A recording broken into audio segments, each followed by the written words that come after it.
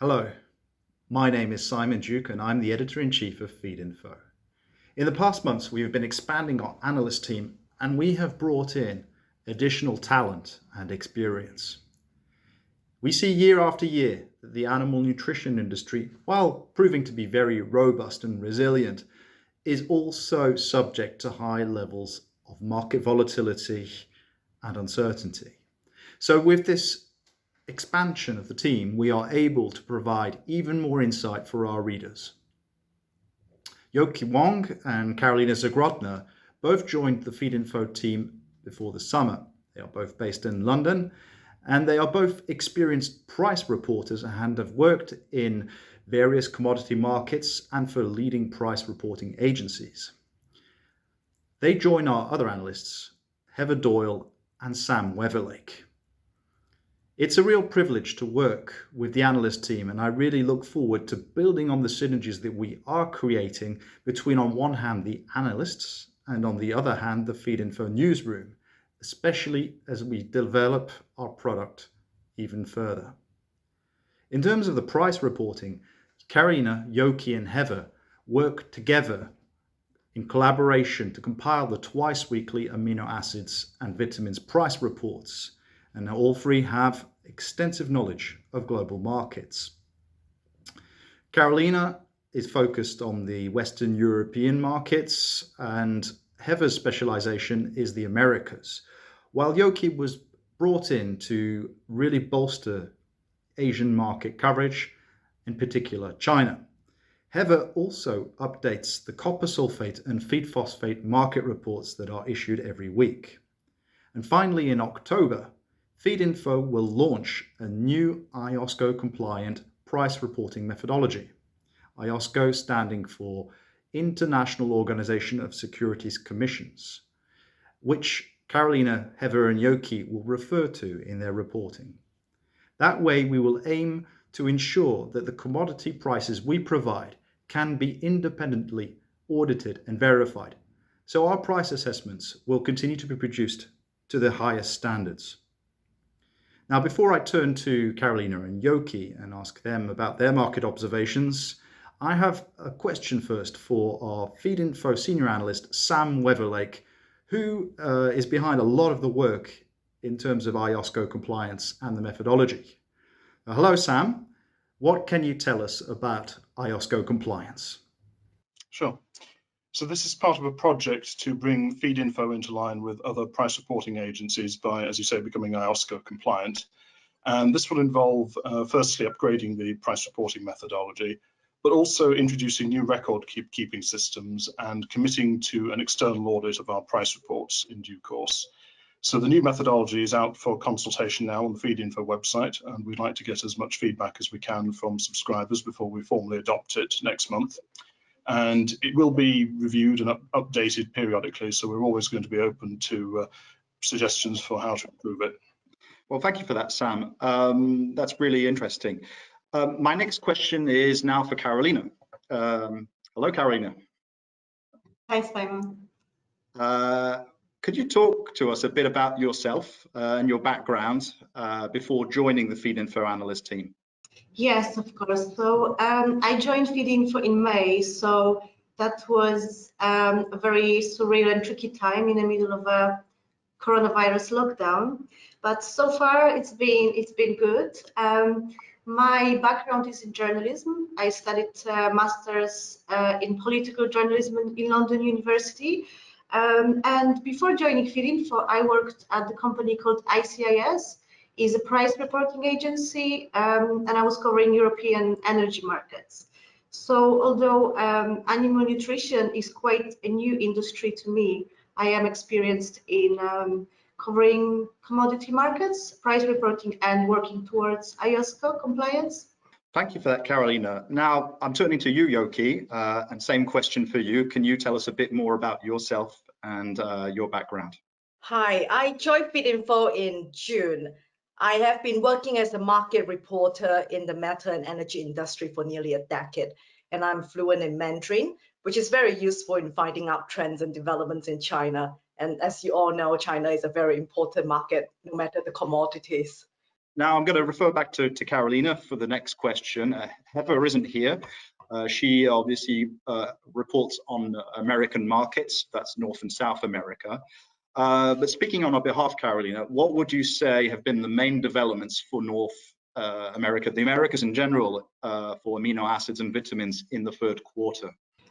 So customers in North America have overbought on feed additives and on feed additives and vitamins in Q2 because they were doing a kind of panic buying, a similar effect to what happened in Europe. So they got a lot of supply, but at the same time, as a result of the pandemic and the lockdown, lots of meat processing plants have been shut. So customers have been sitting on a lot of supply. They are basically oversupplied. And now going into the summer and Q3, there have been lots of price reductions on the market. So most of the products we report on have just been, prices have been losing ground.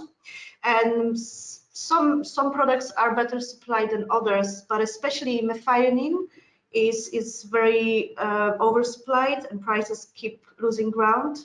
And so much so that there have been anti-dumping investigation on products that come to the US from France, Japan, and Spain. We've also experienced some hurricanes in America, and as a result, some methionine capacities have been shut. But again, we haven't seen any direct impact on prices.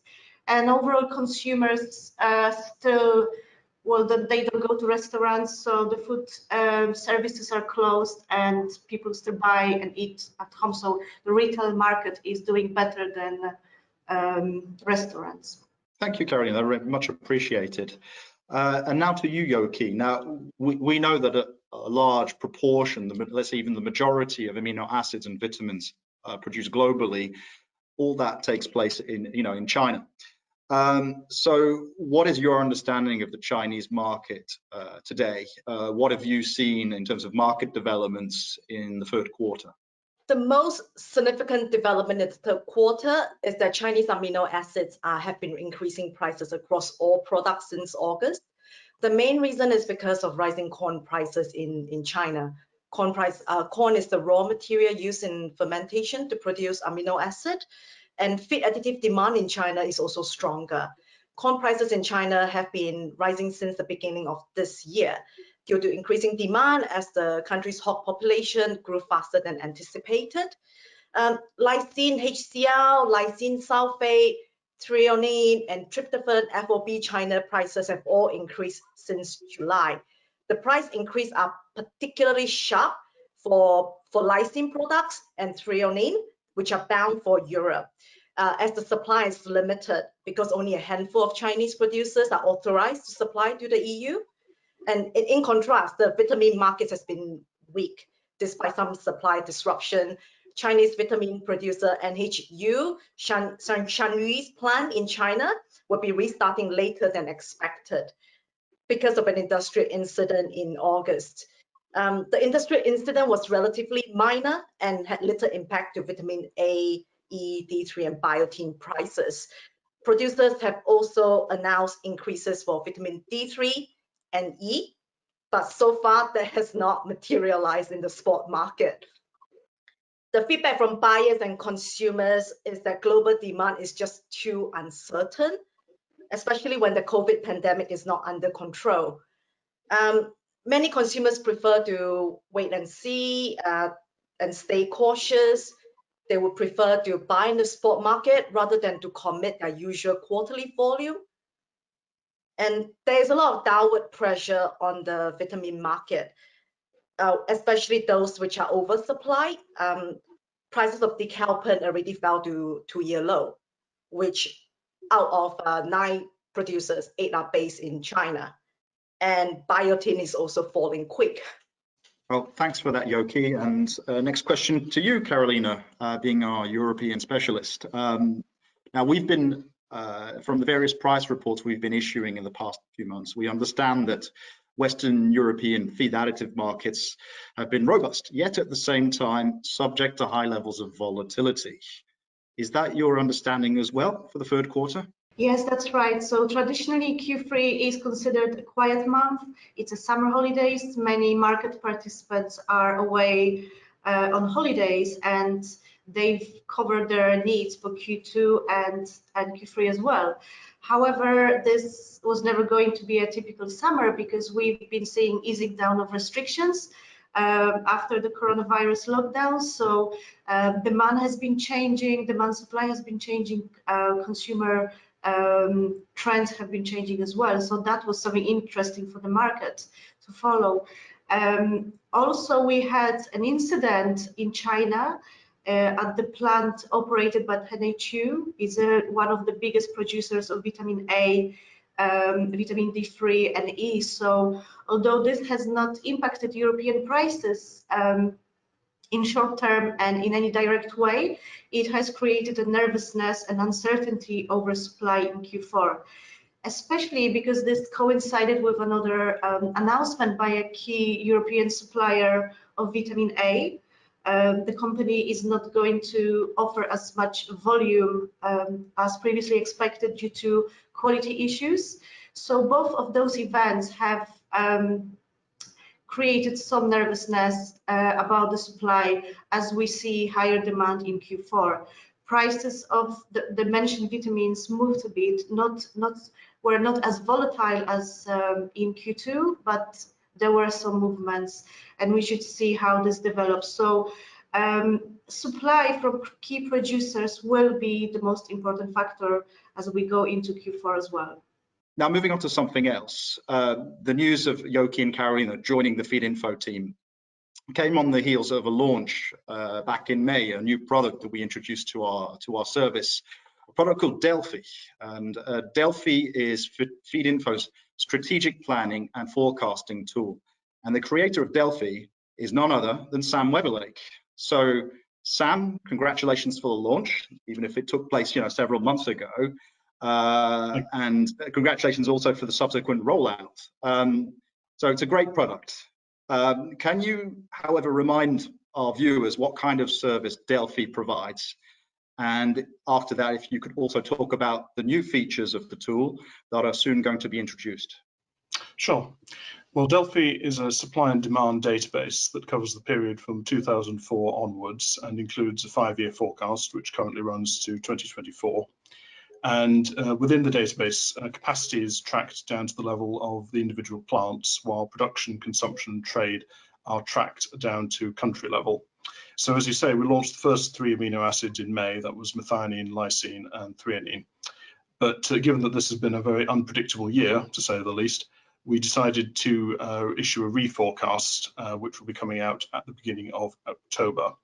And one interesting trend, for instance, that we've been seeing this year is a faster than expected recovery in the Chinese pig sector, which of course will have an impact on lysine and threonine demand.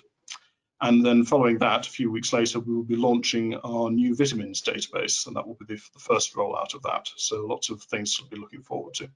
Very busy days, and that's really helpful. Thank you, Sam. I think it was wonderful talking to all 3 of you. It looks like we have plenty of news and insights and data to bring to our readers and our viewers moving forward. Lots going on in the future, which is always a good place to be in. So I want to thank you, all 3 of you, for your time. It's been really good, and again, I really appreciate working with you. And I think we're going to bring great things to the future of Feedinfo and to the viewers, readers. Thank you again.